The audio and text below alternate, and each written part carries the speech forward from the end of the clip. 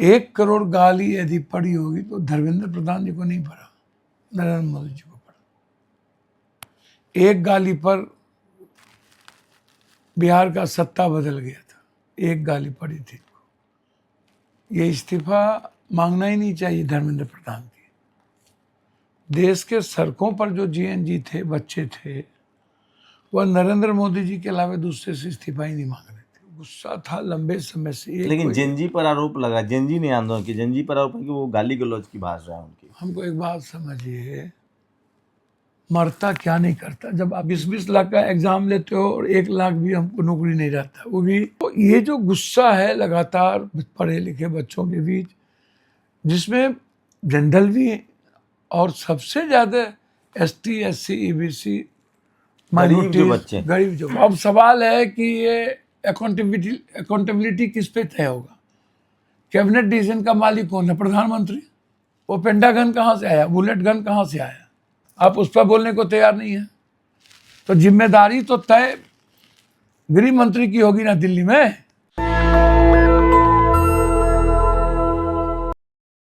छात्र आंदोलन के बाद अब संसद में कोहराम है। विपक्ष जो है अमित शाह का इस्तीफा मांग रहा है। पप्पू यादव है मेरे साथ, मेंबर ऑफ पार्लियामेंट, आप सब जानते हैं। और बिहार में जिस तरह से 47 चला, उसके बाद इस संसद में बाकायदा छात्रों के समर्थन में इंजर्ड जिसको बोलते हैं, घायल होकर भी पहुंचे। आज राहुल गांधी ने कहा है कि अमित शाह को रिजाइन करना पड़ेगा, उनको जाना पड़ेगा। क्या लग रहा है सर, छात्रों पर 47 चला बिहार में? देखिए, सवाल ये नहीं है। 12 साल का ये गुस्सा लगातार सभी तरह की संस्थाओं को कैद करना, सभी तरह के विचारों को कैद करना, सभी तरह के अधिकारों को कैद करना, स्वतंत्रता को कैद करना, उसकी अभिव्यक्ति को कैद करना, और सभी तरह के उम्मीद और सपने पर बिल्कुल डेंट लगा देना। मतलब कोई मतलब नहीं। मतलब उनको ये लग रहा था कि हम देश को टुकड़े टुकड़े में बांट चुके हैं। और इस हिंदुस्तान, किसको लग रहा था? इस देश के जो सबसे बड़े तानाशाह सरकार है, जो मुखिया नेतृत्व करते हैं, और ये इस्तीफा मांगना ही नहीं चाहिए धर्मेंद्र प्रधान की। देश के सड़कों पर जो जीएनजी थे, बच्चे थे, वह नरेंद्र मोदी जी के अलावा दूसरे से इस्तीफा ही नहीं मांग रहे थे। 1 करोड़ गाली यदि पड़ी होगी तो धर्मेंद्र प्रधान जी को नहीं पड़ा, नरेंद्र मोदी जी को पड़ा। एक गाली पर बिहार का सत्ता बदल गया था, एक गाली पड़ी थी। करोड़ों गाली के बावजूद देश की जनता क्या है उसको समझिए। तो ये जो तानाशाह लोग थे, उनको लग रहा था कि हम इतना न हिंदू मुसलमान करा चुके हैं, इतना न सनातन के झूठ के रास्ते दिखा चुके हैं, सच्चाई को हम खत्म कर दिए। सच्चाई देखने सुनने की हिम्मत सत्ता को तो कभी रही नहीं, जनता को भी नहीं रहा। तो लगा कि इतना नाम भगवान का जहर पिला दिए हैं और टुकड़े टुकड़े में जाति, धर्म, मजहब पर हम बांट चुके हैं। अब इस कंट्री में कभी भी सर नहीं उठेगा। लोग भागवादी, भगवानवादी और मतलब किस्मतवादी हो गए। तो ये मन में ही नहीं था कि इस तरह की चीजें हो सकती है। अच्छा, लगातार ये अपने बड़े बड़े अरबपति दोस्तों के कारण, राजनीतिक रसूख के कारण, ईडी, सीबीआई, कोर्ट, चुनाव आयोग, इन सारी संस्थाएं और अदानी अंबानी के पैसे के कारण इन्हें लग रहा था कि सब कुछ पर मेरा अधिकार है। चाहे 10,000 से खरीद लो, चाहे पैसे से खरीद लो, चाहे कुंभ से खरीद लो, चाहे झूठ के ताकत पर नींव खड़ा कर लो। लेकिन छोटा सा डर एक बार हुआ इनको, जब पूरा हिंदुस्तान इकट्ठा नहीं हुआ था, लेकिन बड़ा आंदोलन था किसान का 11 महीने का, 9 महीने का 1100 किसान आत्महत्या किए थे। तो तब भी ये डरे थे, तब भी इन्होंने समर्थन वापस लिया, मूल्य एमएसपी लागू करने का वादा किया और उस वादे के मुताबिक धरना खत्म हुई, लेकिन झूठ बोल दिया।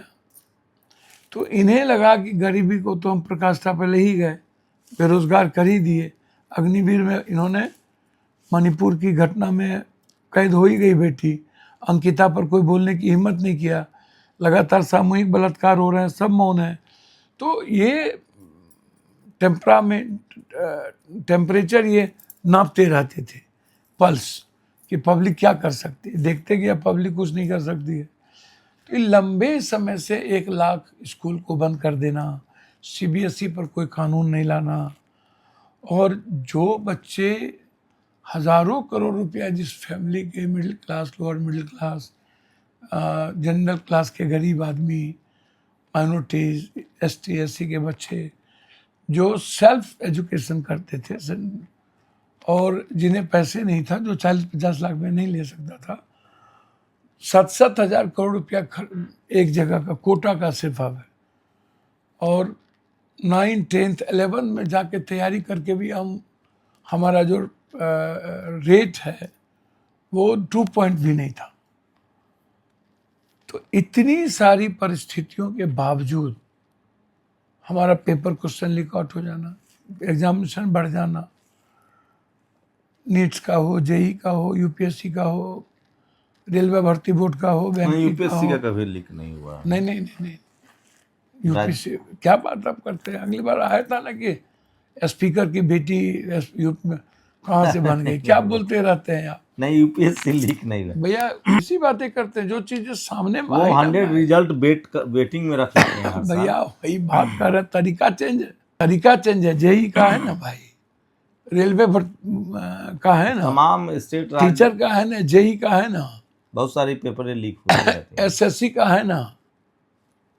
तो आप इसको समझिए, पहले भी दिल्ली में बड़ा आंदोलन हुआ है, लेकिन ये जो गुस्सा था लंबे समय से, लेकिन जेनजी पर आरोप लगा, जेनजी ने आंदोलन की, जेनजी पर आरोप है कि वो गाली गलौज की भाषा है उनकी। हमको एक बात समझिए, मरता क्या नहीं करता। जब आप इतने दिनों से लगातार आप जेब की इकोनॉमी छीन करके आप 2 व्यक्ति को दे रहे हो, 69 लाख करोड़ बिलियन डॉलर रुपया आप विदेश से लेके कर्ज ले रहे हो और पूरी तरह सरेंडर कर रहे हो, और इकोनॉमी को कंप्लीट रूप से कोलैप्स हो गया, गुलामी की ओर हम जा रहे हैं, एजुकेशन सिस्टम कोलैप्स कर गया।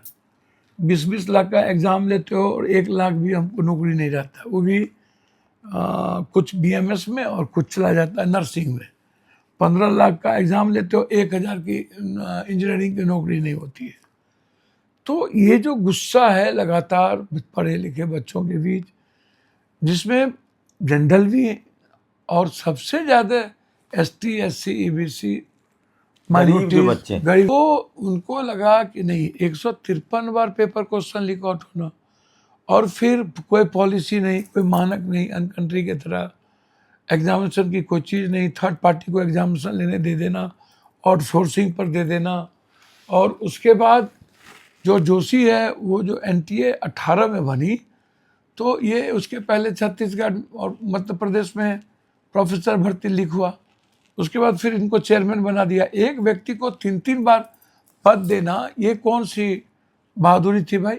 और उसके बाद 3600 से ऊपर करोड़ रुपया ये कमा लिया। ये तो एनजीओ है, और एनजीओ में एक सरकारी पदाधिकारी को बैठा दिया, और सारे पैसे नेता और माफियाओं के बीच गया। कोचिंग माफिया पर कोई मतलब नहीं। अन कंट्री में जाइएगा, 3 महीना पहले मोबाइल बड़े बड़े विद्वानों का रख लिया जाता है और जेल की तरह कैद कर दिया जाता है। अन कंट्री में आप परिवार किसी से नहीं मिल सकते हैं। यहाँ सब कुछ है।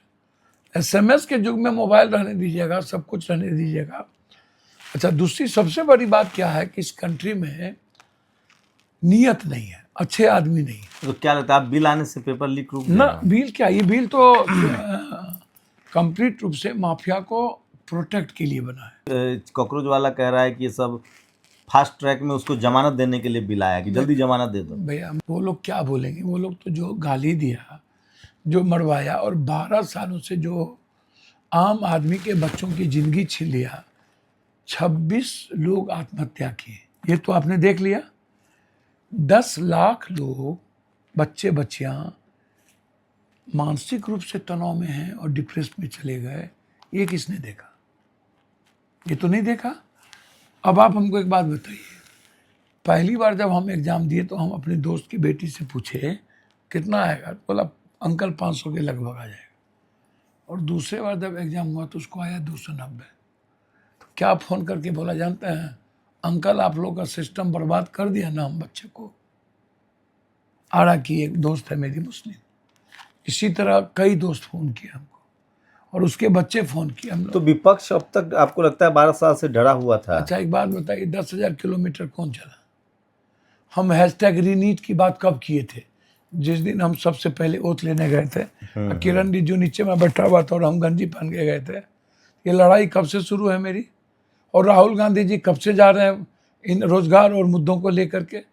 कब हुआ था, याद कीजिए, पटना में जो पूरी लाठीचार्ज हुई थी, पेपर क्वेश्चन रिकॉर्ड हुआ था उत्तर प्रदेश में, पटना से लेके इलाहाबाद तक जल गया था, कितने बच्चे का जिंदगी बर्बाद हुआ था। कब हम लोग लड़े थे? कब हम लोगों की लड़ाई है? ये एक दिन की लड़ाई है? धर्मेंद्र ये प्रधान गुस्सा का एक दिन इस्तीफा का तो है? हो गया, अब राहुल जी कह रहे हैं अमित शाह को इस्तीफा देना भैया मैं वही बात कह रहा हूँ, अभी आप भागते रहते।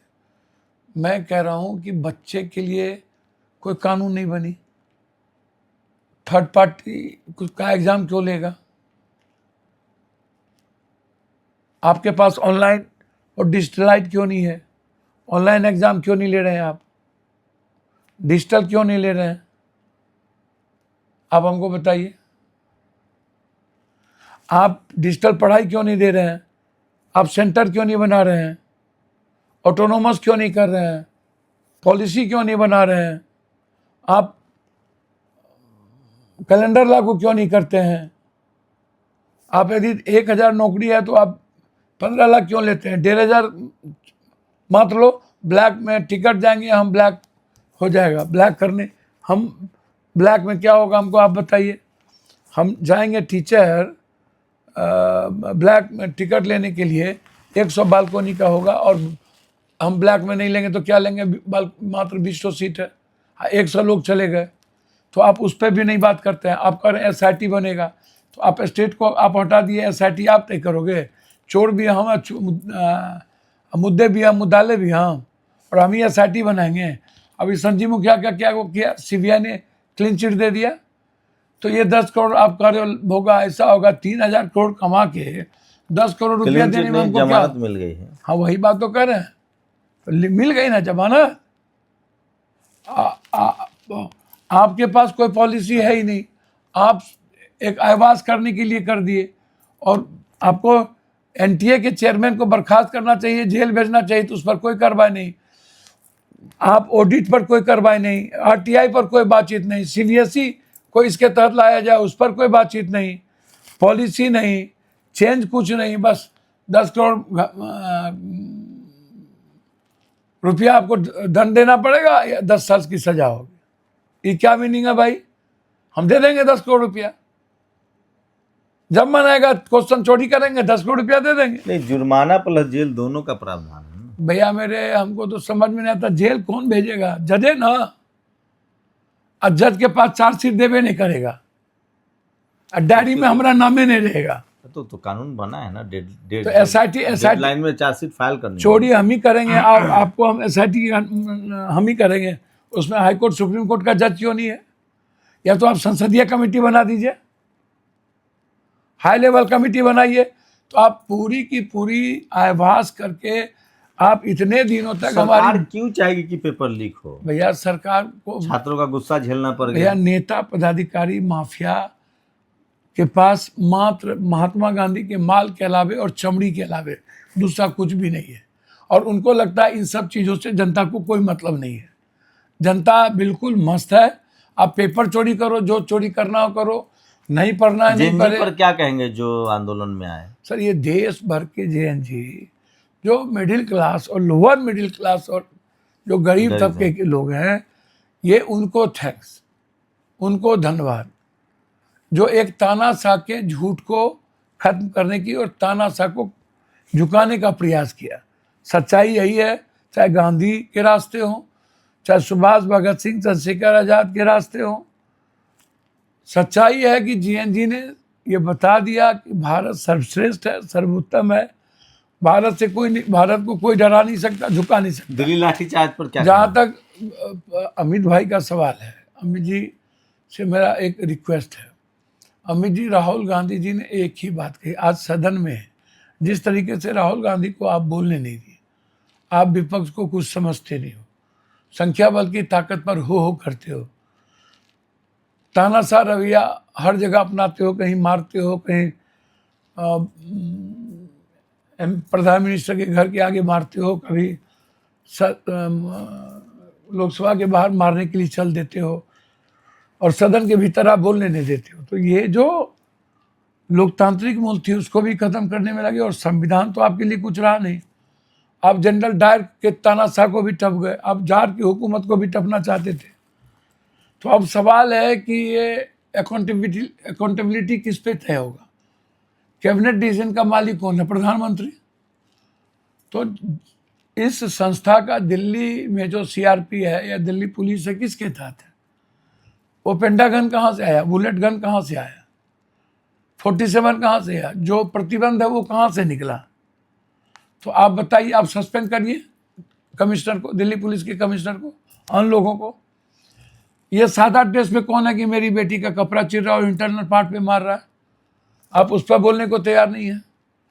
तो जिम्मेदारी तो तय गृह मंत्री की होगी ना दिल्ली में, स्टेट गवर्नमेंट की तो होगी नहीं। तो उसी बात को राहुल गांधी जी बार बार दोहराए हैं। एक आखिरी सवाल दिए, जो जेएनजी जो टीवी अखबार के खिलाफ थे, उससे आप सहमत हैं? असहमत हैं? कह रहे एक थे। बात बताओ, आज भी वो दो ही लोगों के खिलाफ आज भी थे। दिल्ली पुलिस ब्लॉकर को पूरा का पूरा, बड़े बड़े जो हमारे यूट्यूबर है सबको बैन करने में लगी हुई है, सबको धमकी दे रहा है। जो यहाँ मदद किया, खाना खिलाया, उसको धमकी दे रहा है, उसको चिन्हित कर रहा है, लगातार डर का वातावरण पैदा कर रहा है। और अलग एक तरफ आप कह रहे हो कि मैं जेएनजी के साथ हूँ और फ्रेंड्स की बात करते हो, और दूसरी तरफ जिसने जेएनजी को बर्बाद किया, जिसने चोरी की, धर्मेंद्र प्रधान जी को पाक पहना रहे हो। मिथिला के संस्कार और संस्कृति को चैलेंज करोगे? मिथिला सर्वश्रेष्ठ संस्कार से जाने जाता है। मैथिली का जो पाग है वो सर्वोत्तम पाग है, और उसको आपने एक भ्रष्टाचारियों के माथा पर रख दिया। और क्या संदेश दे रहे हो आप? एक तरफ कह रहे हो कि हमने समझौता कर लिया, डांस कर लिया, दूसरी तरफ दीपक लोग चले गए, इतने बड़े अपराधी के बीच में चले जाकर के प्रेस कॉन्फ्रेंस कर लिया। क्यों गए आप भ्रष्टाचारियों के बीच? और जो आप पर गोली चला रहा है, आपके भाई को कोई मारेगा और उसके साथ जाके प्रेस कॉन्फ्रेंस कीजिएगा? इन्होंने सभी तरह के फुट करने की कोशिश की। टीवी अखबार पर जो जेएनजी का जो राय है उससे सहमत अब है? टीवी अखबार पर आप सुधीर चौधरी जो खुदे जेल गया कुकर्म करके, या जो वो ओवरऑल सभी टीवी वालों को अब अंजना कश्यप, रूबिका और कौन कौन वो क्या है, तो चित्रा, इस सब का तो एजेंडा है नैरेटिव सेट करना इस तानाशाह सरकार के लिए। ये कंगना के बारे में कहाँ कुछ बोल? कंगना ने सीधा कह दिया, क्या कह दिया भाई? गटर का है, गटर कह दिया, और कह दिया कि जेएनजी की जो लड़कियां हैं वो हम बिस्तर है, वो दारू पीती है। अरे आरएसएस ने तो कहा है कि इनको रेप पसंद है। आरएसएस के एक बुद्धिजीवी ने कहा है। एकदम ठीक कहा, एकदम ठीक कहा कंगना जी। मैंने जेएनजी के लिए कहा है, आरएसएस के एक थिंक टैंक है। भैया आरएसएस के थिंक टैंक से क्या उम्मीद करोगे? कंगना एक सांसद होने के नाते इस पर एफआईआर नहीं हुआ और इसको सदस्यता इसकी नहीं है। जो हमारी बेटी को गाली दिया, हम बिस्तर बनाया, अब कंगना जी को हम सम्मान करते हैं। हंस भट्ट को भूले तो नहीं है, शेखर सुमन को भूले तो नहीं है, आदित्य पंचोली को भूले तो नहीं है, ऋतिक रोशन और राकेश रोशन को भूले तो नहीं है। क्या है सर? ये सब देश में हीरो थे, हीरोइन थे, कोई प्रोड्यूसर थे। शेखर सुमन के शेखर सुमन के बेटा को आप भूले तो नहीं है। और भी बड़े बड़े लोग हैं, और भी अभी एक गवर्नर बने हैं, एक बड़े पूर्व कैबिनेट मिनिस्टर, और आप विवादित, वो भी महिला हैं, विवादित बयान दे अच्छा, हमको एक बात बताया, हम उस पर तो कुछ बोले रहे हैं। हमने कहा भूले नहीं ना है, 14 में इनको आज़ादी मिली, भूले नहीं ना। वो हमारी बेटी को गाली दे, हम तो इनको कह रहे हैं कि आप अपने दोस्त को नहीं ना भूले, ये बोल रहे हैं। इनके अच्छे दोस्त इनके भूले नहीं ना है।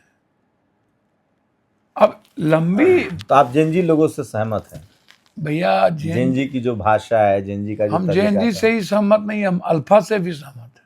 अच्छा, अल्फा ने भी जो प्रोटेस्ट किया अभी यूपी में, जी, फतेहपुर में स्कूल में वो बाहर आ गए और 24 घंटा में प्रशासन को बात मानना पड़ा। भैया मैं वही बात कर रहा हूँ। अच्छा, एक सवाल है, आप तो नेता भी हैं, सांसद भी हैं, क्या जेनजी के प्रदर्शन के बाद तमाम विपक्षी सांसद जो लाइन लगाए हुए थे बीजेपी में जाने के लिए, उसको भी रोक लगेगी और लोगों को हिम्मत, नेताओं को हिम्मत भी मिली है? देखिए एक बात समझिए, ये जो रुपया है ना, ये किसी को खरीद लेगा।